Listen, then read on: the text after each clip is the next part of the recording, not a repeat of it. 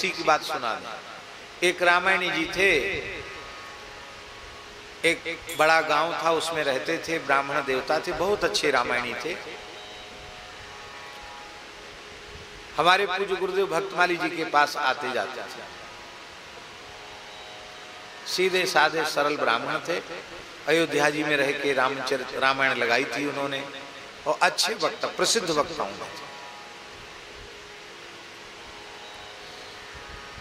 तो ग्वालियर में उनका सावन भादों 2 महीना प्रवचन हुआ। पुरानी बात है। बड़ा भक्तों का समुदाय इकट्ठा हुआ। रामचरितमानस की कथा थी, 2 महीना की। तो 2 महीना बाद कुछ भेंट दक्षिणा मिल गई। आकाश वृत्ति तो ब्राह्मणों की होती, जो कुछ आ गया हो। तो उनके मन में आया कि ऐसे तो कहूँ भेंट विदाई ज्यादा मिलती नहीं, यहाँ कुछ भेंट अच्छी आ गई है। घर में ब्राह्मणी जो है कलह करती है कि तुम बहू बेटियों के लिए कुछ आभूषण नहीं कभी बनवाते हो। अरे भाई, बच्चों का ब्याह होगा, बहू को कुछ आभूषण देने होंगे। गृहस्थियों में होता है ना, बेटी को कुछ ना कुछ देना होगा। और देखो अमुक जगह रिश्तेदारी में से वो आया, उनको भी प्रेम थोड़ी होता गृहस्थियों में। विन्ने अंगूठी दी तो हमें अंगूठी देनी पड़ेगी, विन्ने चैन दी तो हमें चैन देनी पड़ेगी, ऐसा होता है गृहस्थियों में। सब याद रखते हैं कि हमारे यहाँ क्या दिया था तो हमको क्या देना पड़ेगा। अब इतना विचारों के पास रहता ही नहीं कि कुछ आभूषण बनवा में। तो मिल गई दक्षिणा, तो उन्होंने कहा कि चलो ग्वालियर अच्छा शहर है।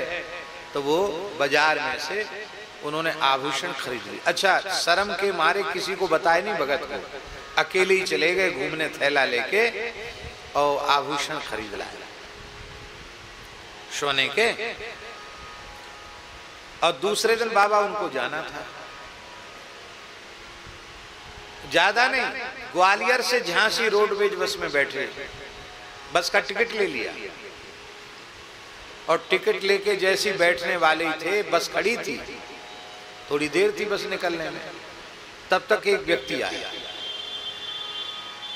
एकदम सफेद कुर्ता पैजामा पहने हुए।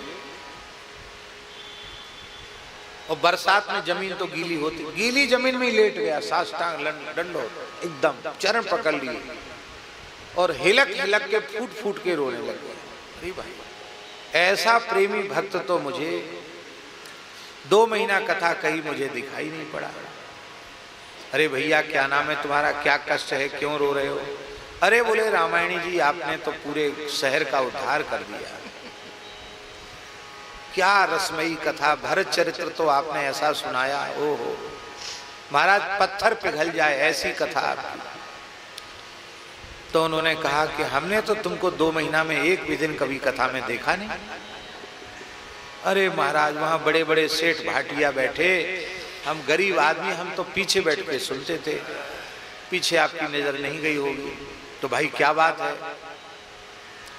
महाराज, मैं बड़ा घोर विषयी पामर जीव हूं, यूं हूं, नालायक, दीन था, रोवे एकदम।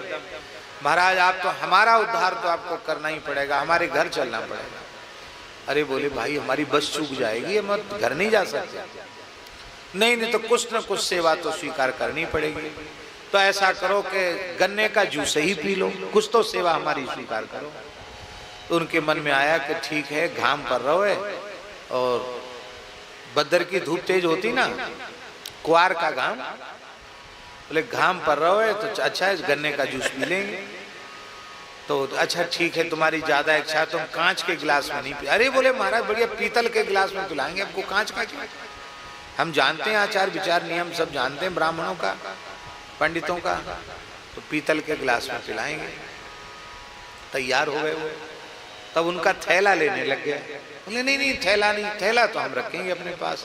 रामायणी जी बोली, बोला महाराज, गुरुजी भजन ढोते हुए चले और आपके चरणों का सेवक चेला वो खाली हाथ चले। महाराज, हमारी तो नाक नहीं, नारे ही कट जाएगी, यहाँ से कट जाएगा, मेरा तो मर जाना अच्छा है ऐसे। अब मैं लेके भग थोड़ी जाऊंगा, ये भी बोला। अब दे दो। उन्होंने सोचा इतना रो रहा है, ठीक है ले लेने दो थैला।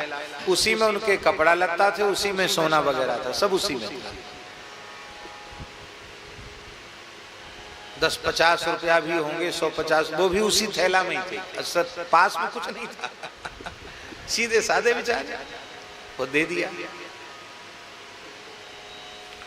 और बस उन्होंने गन्ने का जूस का गिलास दे दिया हाथ में, उन्होंने पिया। पीते ही वो तब तो गायब हो गया। वो तो थैला लेने आया था, गायब हो गया। तो पीने के बाद वो जो दुकानदार था उसने कहा, पंडित जी पैसा लाइए। अरे भाई भगत कहाँ? वो भगत तो गया, भग गया भगत। अब वो तो घबराए बेचारे, 2 महीना की सारी सेवा पूजा जैसी आराम। अरे भगत कुछ नहीं, वो दुकानदार भी भगवान जाने मिला हुआ था। वो झगड़ने लगे, रे पंडित जी जूस पिया, पैसा ला, नहीं बेइज्जती करेंगे तुम्हारी। उन्होंने कहा, हमारे पास 1 रुपया भी नहीं है, तुम हमारे धोती कुर्ता उतरवा लो। हम धोती पहने हैं, धोती ले लो। अरे धोती कुर्ता ले तो कुर्ता ले लो, हमारा नंगो करके हमें भेजो यहाँ। भैया हमारे पास कुछ नहीं है। तब तक किसी ने, अरे रहने दो, क्या पंडित जी का कुर्ता क्यों उतरवाते हो? बस में टिकट रखा था रोडवेज वाला, रुपया नहीं था। बस हॉर्न दे रही थी तो बेचारे फट से बस में चढ़ गए। अचला लंगोटी भी नहीं बची बेचारों की।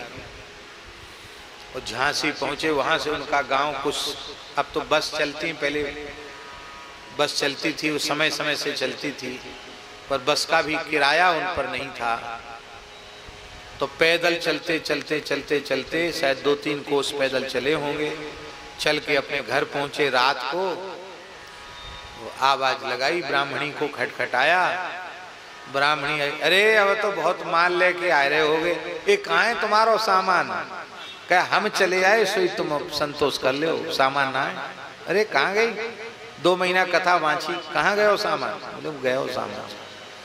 वो घटना महाराज जी को सुना के कहते थे कि महाराज जी, उसके बाद से कोई दीनता हमारे सामने दिखाता है, वो आंख में आंसू बहाता है, तो हमको उसी की याद आती है। हम देखते हैं कि कहीं वही आदमी तो नहीं है, भेष बदल के आ गया। तो ठग लोग भी ऐसे होते हैं जो दीनता का नाटक कर लेते हैं। पर भैया ये जो मार्ग है ना बाबा, ये सच्चाई का मार्ग है, ये नाटक का मार्ग है ही नहीं। नाचे गावे, भगवत ऋषि जी महाराज के, नाचे गावे चित्र बनावे, करें काव्य चटकीली, सांच बिना हरि हाथ न आवे, सब रहनी है ढीली, वेशधारी हरि के उरसाले, लोभी दंभी कपटी नट से शिष्णो दर को पाले, वेशधारी हरि के उरसाले। आप जो कुछ करें पूरी ईमानदारी से करें, सच्चाई से करें, लोक रिझाने का क्या प्रयोजन है? माई मेरे श्याम